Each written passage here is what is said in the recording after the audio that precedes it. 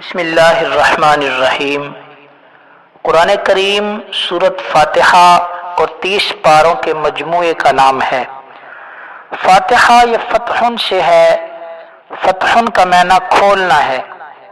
چونکہ سورت میں قرآن کریم کو کھولا جا رہا ہے، اس لیے سورت کا نام سورت فاتحہ ہے۔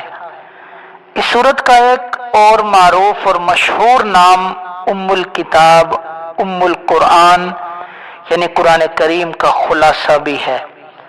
قرآن پاک میں اللہ تعالیٰ نے 6 مضامین کو تفصیل کے ساتھ بیان فرمایا: توحید، رسالت، قیامت، احکام، ماننے والے اور نہ ماننے والے۔ اور ان 6 مضامین کا خلاصہ اللہ تعالیٰ نے سورت فاتحہ میں بیان فرمایا۔ الحمدللہ رب العالمین الرحمن الرحیم، اس میں توحید کو بیان فرمایا۔ مالک یوم الدین، اس میں قیامت کو بیان فرمایا۔ ایاک نعبد و ایاک نستعین، اس میں احکامات کو بیان فرمایا۔ صراط الذین انعمت علیہم، اس میں رسالت اور ماننے والوں کو بیان فرمایا۔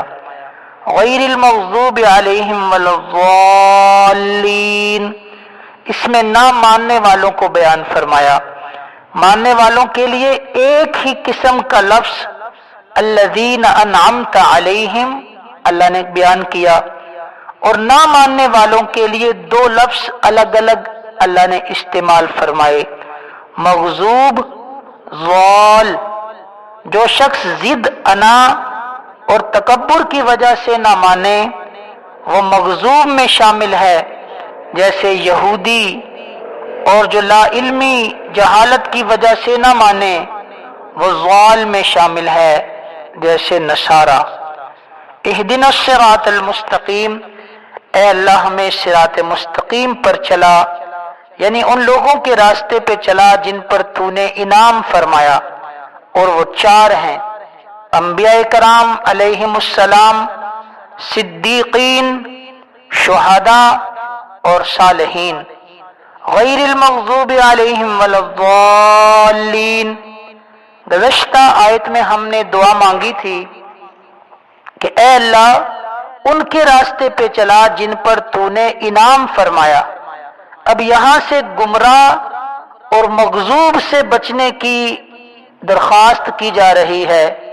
اے اللہ ان سے بچا جن پر تیرا غضب ہوا اور جو گمراہ ہوئے۔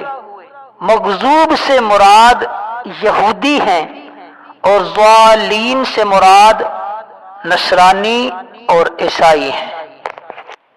سورۃ البقرہ، بقرہ عربی زبان میں گائے کو کہتے ہیں۔ چونکہ سورت میں گائے کا ذکر اور واقعہ بیان کیا گیا، اس لیے اس سورت کو سورۃ البقرہ کہتے ہیں۔ اس کا آغاز حروف مقطعات سے ہوتا ہے: الف لام میم، یہ حروف مقطعات ہیں۔ مقطعات، یہ مقطعات ان کی جمع ہے، جس کا معنی ہوتا ہے کاٹنا۔ چونکہ ان میں سے ہر حرف کو الگ الگ یعنی کاٹ کے پڑھا جاتا ہے، جیسے الف لام میم، اس لیے ان حروف کو حروف مقطعات کہتے ہیں۔ اس کے بارے میں 3 اقوال ہیں۔ پہلا قول اللہ اعلم بمرادہ بذالک، ان کی مراد اللہ ہی جانتا ہے۔ دوسرا قول سر بین اللہ و رسولہ، یہ اللہ اور اس کے رسول کے درمیان راز ہیں۔ تیسرا قول یہ ہے یہ اسماء اللہ تعالی، یہ اللہ تعالیٰ کے نام ہیں۔ اس سورت کے آغاز میں اہل ایمان کے اوصاف بیان کیے گئے کہ وہ غیب پر ایمان رکھتے ہیں، یعنی جن چیزوں کو وہ دیکھ نہیں سکتے جیسے جنت ہے، جہنم ہے، اور جن کی حکمت وہ سمجھ نہیں سکتے ان پر بھی ایمان لاتے ہیں۔ نماز قائم کرتے ہیں، زکوٰۃ صدقات ادا کرتے ہیں، قرآن کریم اور دیگر تمام آسمانی کتابوں پر ایمان لاتے ہیں، اور آخرت پر یقین رکھتے ہیں۔ منافقین کے اوصاف کا ذکر ہے اس کے بعد کہ وہ دھوکہ دیتے ہیں، زمین میں فساد کرتے ہیں، قلبی بیماریوں، حسد، تکبر اور ہرس میں مبتلا ہیں، احکام الہی اور ایمان والوں کا مذاق اڑاتے ہیں۔ پھر اللہ تعالیٰ نے منافقین کی 2 مثالیں بیان فرمائیں۔ اسی طرح اس میں حضرت سیدنا آدم علیہ السلام کی خلافت کا ذکر فرمایا کہ اللہ تعالیٰ نے سب سے پہلے جس کو اپنا خلیفہ بنا کر دنیا میں بھیجا وہ آدم علیہ السلام ہیں۔ بنی اسرائیل کا تذکرہ اور ان پر انعامات جو کیے اس کا ذکر فرمایا کہ بنی اسرائیل میں کثرت سے انبیاء کرام مبعوث فرمائے، ان کو دنیاوی خوشحالی دی، فرعون کی غلامی اور مظالم سے نجات دی، ان کے لیے وادی سینا میں آسمان سے من و سلوہ اتارا گیا، سائے کے لیے بادلوں کا انتظام فرمایا گیا، پتھر سے پانی کے 12 چشمے جاری فرما دیے گئے۔ بنی اسرائیل نے حق کو چھپایا، نبی پاک علیہ السلام کی نبوت کا انکار کیا، بچڑے کی عبادت میں مبتلا رہے، انبیاء کو ناحق قتل کیا، عہد شکنی کی، کلام اللہ میں لفظی معنوی تحریف کی، بغض و حسد کی بیماری میں مبتلا رہے، دنیاوی مال و اسباب سے بے حد محبت ہو گئی، اللہ تعالیٰ کے مقرب فرشتوں سے دشمنی رکھتے تھے، برے اعمال کے باوجود وہ دعویٰ کرتے تھے کہ جنت میں صرف یہود جائیں گے، یہی بات نصارہ بھی کہتے تھے۔ اسی طرح اس میں ایک معروف واقعے کا ذکر ہے کہ بنی اسرائیل میں ایک شخص قتل ہو گیا، قاتل نہیں ملتا تھا، یہودیوں نے موسیٰ علیہ السلام سے درخواست کی کہ اللہ تعالیٰ سے دعا کریں کہ ہمیں قاتل کا پتہ چلے۔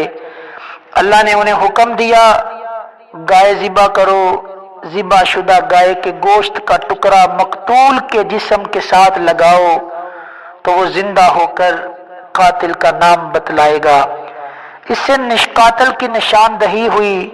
یہود کا ایک گروہ موت کے بعد اٹھنے کا منکر تھا، اس سے ان پر حجت تام ہوئی، بچڑے کے ساتھ جو عقیدت و محبت تھی اس کا رد ہوا۔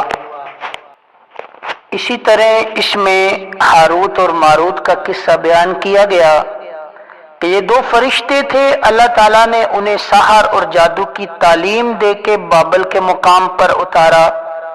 یہ ایک آزمائش تھی کہ کون جان بوجھ کر کفر اختیار کرتا ہے، اور اس لیے بھی کہ لوگ اللہ تعالیٰ کی وحی اور جادو میں فرق کر سکیں کہ جادو کیا ہے، اللہ تعالیٰ کی وحی کیا ہے۔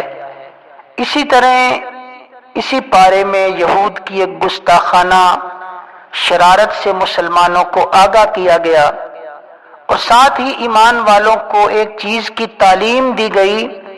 یہودی نبی پاک علیہ السلام سے کہا کرتے تھے رائنا، یہ عبرانی زبان کا لفظ ہے جس کا معنی ہماری رعایت فرمائیں، لیکن عربی میں رائنا کا معنی ہمارے چرواہے۔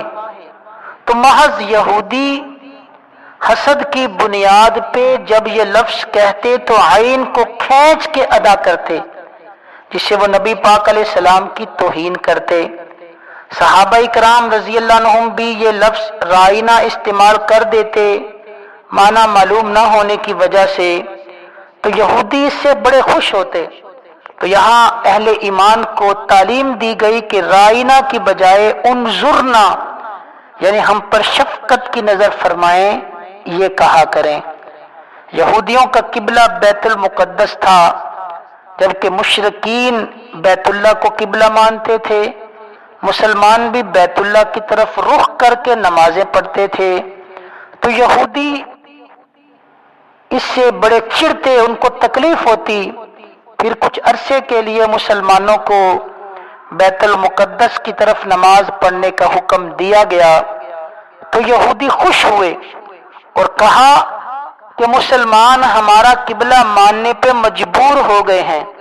تو یہاں یہ بات سمجھائی اللہ نے کہ اللہ تعالیٰ کسی ایک جہت میں محدود نہیں، بلکہ وہ ہر جگہ موجود ہے، لہذا وہ جس سمت کی طرف بھی نماز پڑھنے کا حکم عنایت فرما دیں تو کامیابی صرف اللہ تعالیٰ کی اطاعت کرنے میں ہے۔